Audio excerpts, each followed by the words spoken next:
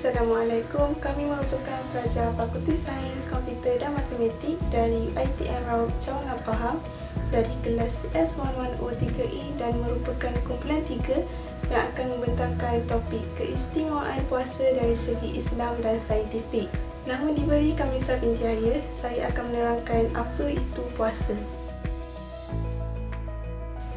Puasa dalam bahasa Arab adalah as-saum atau as-siyam yang membawa maksud dari segi bahasa menahan dari melakukan sesuatu, manakala dari segi istilah syarak menahan diri dari makan, minum dan melakukan perkara yang membatalkan puasa dari terbit fajar hingga terbenam matahari berserta niat.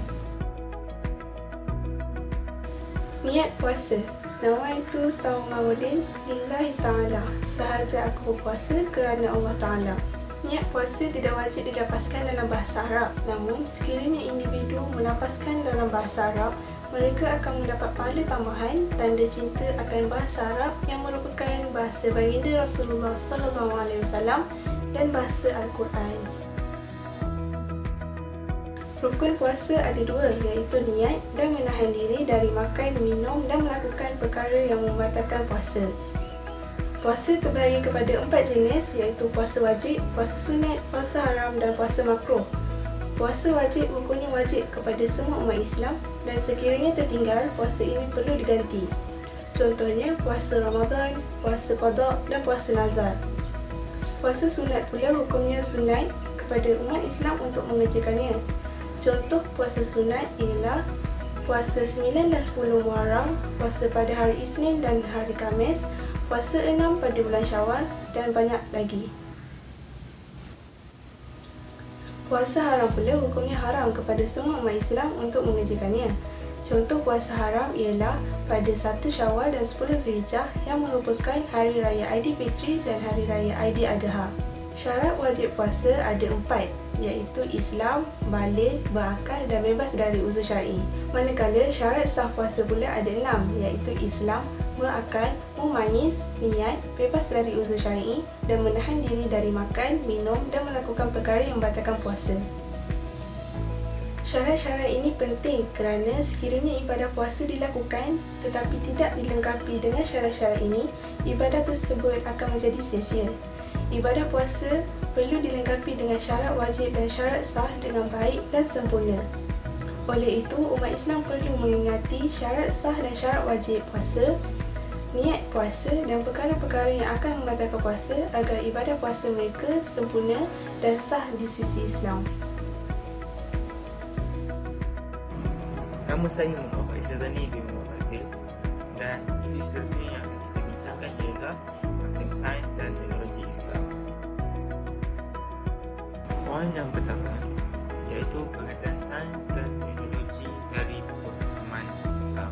Menurut Jamal Fakhri, perkataan sains dan teknologi adalah diibaratkan seperti dua sisi mata wang yang sukar dipisahkan antara satu sama lain. Sains juga boleh ditafsirkan sebagai ilmu yang dihasilkan melalui pemerhatian serta cerapan terhadap fenomena alam semula jadi. Manakala teknologi pula adalah guna pengetahuan manusia tentang proses-proses pemanfaatan alam yang diperolehi dari penerapan sains dalam kegiatan yang produktif atau barang dan pemanfaatan yang terhasil daripada kajian sains yang boleh dimanfaatkan oleh manusia. Selain itu, sains menurut perspektif Islam adalah maklumat ataupun sebarang fakta yang diperolehi hasil daripada penyelidikan atau penemuan yang diperolehi dengan menggunakan beberapa keadaan tertentu. Manakala teknologi dalam Islam adalah ilmu pengetahuan yang dapat menghasilkan sesuatu produk perpustakaan yang dapat dimanfaatkan untuk kebaikan manusia. Yang kedua, matlamat sains dan teknologi. Matlamat sains dan teknologi bagi barat untuk menghasilkan cara. Oleh disebabkan pendidikan sains itu merupakan sesuatu yang baik dan penting untuk kesejahteraan manusia. Semua kaedahnya termasuk penggunaan haiwan hidup, manusia dan janin bayi dibenarkan. Sejarah silam tercatat bahawa sains pada moden merupakan sains yang dikembangkan oleh setelah tercetusnya revolusi perindustrian pada akhir abad ke-15 Masihi yang telah mengubah masyarakat tani kepada masyarakat bandar. Sains dan teknologi seterusnya bergantung bahu melahirkan ciptaan-ciptaan baharu yang boleh digunakan untuk pembangunan masyarakat. Manakala matlamat sains dan teknologi dalam Islam adalah untuk membuktikan kebenaran Allah Subhanahu Wa Taala dan satu jalan untuk mencapai makrifah, iaitu mengenal dan mengabdikan diri kepada Allah Subhanahu Wa Taala. Selain itu, ia menyediakan serta mematuhi tata cara dan kriteria tertentu bagi menentukan sama ada sesuatu dakwah ilmiah itu dapat diterima atau tidak kebenaran atau kesahihannya oleh ahli dan pengamalnya. Setiap cabang sains bermatlamat untuk mencapai peringkat keyakinan tertinggi terhadap hakikat benda yang dikajinya. Secara ringkas, tujuan setiap cabang sains diselidiki oleh para saintis Islam adalah untuk menegakkan kebenaran dalam bidang kajian. Poin yang terakhir sekali, puasa dari sudut Islam dan saintifik. Dari pandangan sudut Islam, puasa ialah menahan diri dari makan, minum dan perkara-perkara yang membatalkan puasa bermula dari terbit fajar hingga terbenam matahari dengan niat. Manakala dari sudut saintifik, memberikan peluang kepada tubuh badan untuk membuat kelebihan toksik dan meningkatkan kekuatan fizikal dan mental. Puasa dapat memberikan banyak faedah kepada umat Islam seperti meningkatkan kecerdasan otak, mengandung kotoran dan toksin racun dari dalam tubuh. Ia juga menggantikan sel-sel tubuh yang sudah rosak, meningkatkan sistem imunisasi tubuh dan dapat membantu organ tubuh yang beristirahat. Puasa juga membawa kesan-kesan yang positif kepada umat Islam. Antaranya ialah menjadikan umat Islam seorang yang penyabar, meningkatkan kewaspadaan, fikiran umat Islam dan melatih umat Islam untuk lebih berdikari. Assalamualaikum. Nama yang diberi adalah Siti Nurfatia binti Jamil. Saya akan menerangkan tentang kelebihan berpuasa dari sudut Islam dan saintifik. Firman Allah SWT, bulan Ramadan yang diturunkan padanya Al-Quran sebagai hidayah petunjuk kepada manusia dan keterangan-keterangan tentang petunjuk dan pemisah antara yang hak dan yang batil. Puasa di bulan Ramadan adalah salah satu rukun Islam. Ianya wajib dilakukan oleh semua umat Islam. Terdapat kelebihan yang boleh kita dapat daripada berpuasa selain daripada menahan diri daripada lapar dan dahaga. Pertama sekali, kelebihan berpuasa adalah dapat meningkatkan kecerdasan otak. Sama seperti anggota badan manusia, otak juga mempunyai bahan buangan, antaranya ialah spesies oksigen reaktif ROS. Spesies oksigen reaktif ini adalah molekul reaktif secara kimia yang mengandungi oksigen. Namun ROS ini bersifat nakal dan ganas. Oleh itu, apabila spesies oksigen reaktif ini dibersihkan daripada otak manusia, sel lain akan dibaiki dengan cepat. Sebab itulah apabila kita makan sampai terlalu kenyang, otak kita akan menjadi lemah untuk berfikir dan tubuh pun akan rasa mengantuk dan malas. Ketika berpuasa, tenaga dan pengaliran darah tertumpu kepada otak. Ini menjadikan otak dapat bekerja dengan lancar dan memberi peluang kepada diri kita untuk melakukan aktiviti-aktiviti yang menggunakan mental dan fizikal yang berkesan. Selain itu, berpuasa juga dapat mengeluarkan kotoran dan toksin racun dari dalam tubuh. Hal ini demikian kerana perut akan mengeluarkan sisa-sisa toksin yang sangat berbahaya yang dihapuskan oleh proses detoksifikasi, iaitu proses menyucerkan dan membuang racun. Menurut Dr. Faden, seorang doktor dari Amerika, puasa adalah seperti tongkat ajaib yang dapat menyembuhkan penyakit yang membabitkan perut. Beliau berjaya mengubati pesakit-pesakitnya dengan meminta mereka berpuasa sebagai alternatif kepada ubatan moden. Seterusnya, menggantikan sel-sel tubuh yang rosak. Antara kelebihan berpuasa, semasa berpuasa, organ-organ tubuh dapat beristirahat dengan sempurna dan sel dalam tubuh boleh berkumpul untuk bertahan. Puasa juga boleh menggantikan sel-sel tubuh yang sudah rosak dengan yang baru serta untuk memperbaiki fungsi hormon. Tambahan lagi, dapat meningkatkan sistem imunisasi tubuh badan manusia dengan mengawal pemakanan dalam bulan puasa. Sel-sel lemak yang terkumpul akan dibakar dan tubuh akan menjadikan lebih kurus serta bertenaga. Dalam kajian terbaru dibuat University of Southern California menunjukkan puasa selama beberapa jam sehari akan meningkatkan sistem imunisasi tubuh manusia dengan penghasilan sel-sel darah putih yang baru daripada sel-sel stem hemopoietik, iaitu yang membentuk semua jenis sel darah. Akhir sekali, kelebihan berpuasa ialah organ-organ tubuh dapat beristirahat. Hal ini demikian kerana organ seperti usus yang mempunyai sistem pencernaan dapat mengatur proses pencernaan dan meningkatkan fungsi usus yang sihat serta sehingga dapat meningkatkan fungsi metabolisme dalam tubuh manusia semasa berpuasa. Oleh itu, berpuasa secara teratur dapat dikaitkan dengan metabolisme kolesterol dan gula. Salah satunya dapat menurunkan kolesterol jahat dalam tubuh. A'udzubillahiminasyaitonirrajim. Bismillahirrahmanirrahim. Assalamualaikum warahmatullahi wabarakatuh. Nama diberi Wan Nur Ain Auni binti Zaki dari kelas CS 1103E. Duduknya saya di sini ingin membentangkan berkaitan tentang kesan-kesan puasa kepada manusia. Puasa menjadikan manusia seorang yang penyabar kerana ia merupakan medan latihan bagi menanam sikap sabar dalam diri manusia.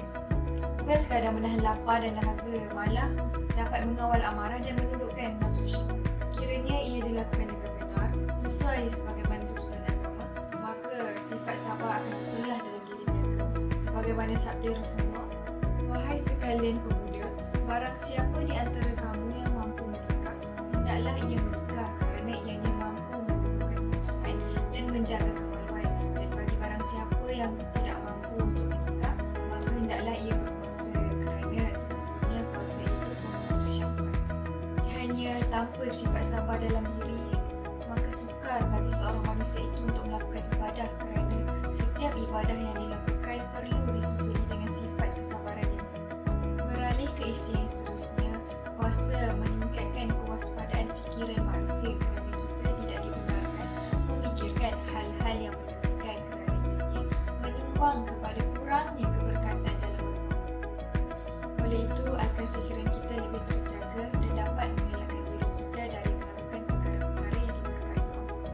Kan fikiran yang terjaga mampu menyelamatkan diri kita daripada terjebak dengan perkara-perkara yang dimurkai Allah. Sebagai contoh, mencela, mengumpat, bersikap sombong dan sebagainya. Pesan yang terakhir, puasa melatih manusia untuk lebih berdikari dan membentuk peribadi manusia supaya lebih berdisiplin. Hal ini kerana mereka mampu melakukan ibadah puasa secara teratur selama sebulan. Samping itu dapat melahirkan insan-insan yang berfikir positif dan mempunyai daya fikiran yang cerdas, sekaligus dapat memimpin dan membawa Islam ke arah yang lebih maju. Puasa juga melatih kita untuk bangun di awal pagi untuk menunaikan ibadah sahur kerana Allah memberikan ganjaran kepada mereka sebagaimana sabda Rasulullah dari Anas bin Malik radhiyallahu anhu. Rasulullah sallallahu alaihi wasallam bersabda, "Bersahurlah kalian kerana dalam sahur adanya keberkahan." Beralih ke contoh yang seterusnya, sewaktu berbuka puasa, seluruh umat Islam bergegas untuk melakukan penyediaan hidangan makanan bagi menunggu azan untuk berbuka puasa. Jika perkara ini dipraktikkan dalam kehidupan seharian, pasti segala urusan dapat diselesaikan pada waktunya dan kualiti kerja semakin bertambah baik serta lebih produktif. Kesimpulannya, puasa membawa manusia ke arah kebaikan, maka sudah terang lagi bersuluh, puasa memberi banyak kelebihan kepada manusia. Sebagai kesimpulannya, sama-samalah kita mengerjakan rukun Islam ketiga ini dengan sempurna. Semoga Allah SWT merahmati semua perbuatan dan amalan-amalan kita di muka bumi ini. Semoga Allah menunjukkan kita jalan lurus dan benar. Oleh hal yang demikian, jelas menunjukkan bahawa ibadah puasa ini tidak membebankan bagi manusia yang cukup sifat dan sihat fizikalnya. Kerana orang yang sakit, orang yang bekerja buruh, orang yang musafir, orang tua yang lemah dan ibu yang hamil diberi kelonggaran untuk berbuka puasa sebelum waktunya. Bermula daripada maksud puasa yang bererti menahan diri. Dari segi bahasa, ianya jelas menunjukkan bahawa ibadah puasa bukan sahaja menahan diri daripada makan dan minum, tetapi juga mengajar diri kita untuk menahan diri daripada menipu, mengeluarkan kata-kata buruk atau sia-sia, serta bergaduh dan bertengkar. Ini kerana puasa melatih kita untuk bersabar, jujur serta bertolak ansur dalam diri. Orang yang meninggalkan puasa dengan sengaja bukan sahaja berdosa besar, malah mereka juga kerugian kerana puasa yang ditinggalkan tidak dapat ditebus dan ditukar ganti. Orang yang berpuasa ni harus mematuhi rukun puasa, iaitu berniat di malam hari dan menahan diri daripada perkara yang membatalkan puasa mulai terbit fajar hingga terbenam matahari. Islam juga menggalakkan kaum muslimin untuk berpuasa pada hari-hari selain daripada bulan Ramadan. Orang yang berpuasa pada bulan Ramadan kemudiannya berpuasa 6 hari pada bulan Syawal bersamaan dengan berpuasa selama 1 tahun. Selain itu ada juga puasa sunat pada hari Isnin dan Khamis, puasa kafarah, puasa wukuf pada hari Arafah dan lain-lain. Oleh itu, kita sebagai orang Islam menciptakan agama dan bangsa, kita haruslah bersama-sama menunaikan ibadat puasa pada bulan Ramadan dan berpuasa sunat, kerana amalan puasa ini dapat mendidik diri kita supaya menjadi lebih amanah, bertanggungjawab dan sering melakukan ibadah. Ini kerana setiap perbuatan baik dan niat kerana Allah yang dilakukan ketika berpuasa akan diberikan ganjaran